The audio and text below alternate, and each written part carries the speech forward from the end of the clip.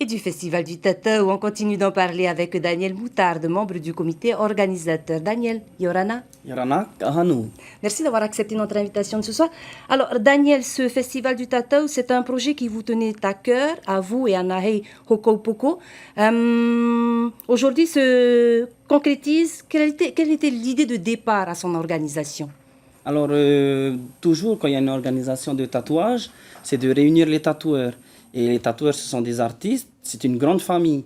Après cette période de Covid, c'était bien de pouvoir encore se retrouver une fois. Et là, autour de cet événement culturel. Et c'est un événement assez particulier car c'est du tatouage et c'est très en vogue en ce moment. Donc voilà. Vous avez réussi l'exploit de réunir les professionnels du métier. Oui, c'est ça. Alors, et il fallait aller les chercher parce que certains tatouent dans leur salon depuis un moment et ils sont restés un peu sédentaires hein, dans leur tanière et il fallait alors les récupérer. Mais avec Nahai qui a beaucoup de volonté et puis avec sa femme également, on a réussi à réunir quand même un certain nombre de tatoueurs professionnels hein, qui ont un certain niveau. Hein. Et il y a un aussi spécialisé dans le tatouage traditionnel. C'est une technique de tatouage qui se perd. Hein? Oui, c'est une technique qui se perd et on a l'immense honneur d'avoir notre ami Moana pour cette particularité du tatouage, du tap-tap comme on dit. Tap-tap. Il fera une démonstration aussi hein, cette Bien semaine. sûr. Alors, du lundi au jeudi, place donc à ceux qui souhaitent se faire tatouer lors de ce festival. Par contre, le week-end, des concours sont prévus et l'entrée est payante. Pourquoi?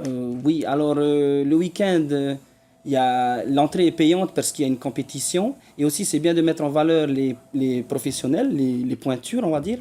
Et il faut savoir qu'on n'a pas eu de subvention, qu'on avait fait ça avec les moyens qu'on avait. Et donc ça va nous permettre d'avoir un certain amortissement et d'avoir un capital peut-être pour renouveler encore hein, cet événement. Hein. Alors justement, Tavana le disait, elle est prête à accueillir l'événement chaque année. C'est prévu dans vos projets? Si ça se passe bien, et là ça démarre déjà bien, bien sûr, pourquoi pas. Les gens, ils ont envie de sortir maintenant, ils ont envie de se retrouver. Et après cette période de pandémie, oui, alors là, si on peut se retrouver, c'est une grande famille, comme on a dit. Hein. Il faut qu'on tisse les liens, qu'on puisse le faire assez souvent pour que ça soit solide. Et après, voilà. Un festival d'une plus grande envergure, alors, pour les prochaines éditions, peut-être? Pourquoi pas? On va déjà essayer de conclure celle-là. Et après, si jamais on a les moyens, eh ben, bien sûr. Quel est le bilan de la première journée de ce festival? Alors, les débuts étaient timides, mais en fin de journée, on a pu voir qu'il y avait beaucoup de gens qui étaient venus. Et ben, là, on est très positif, comme toujours.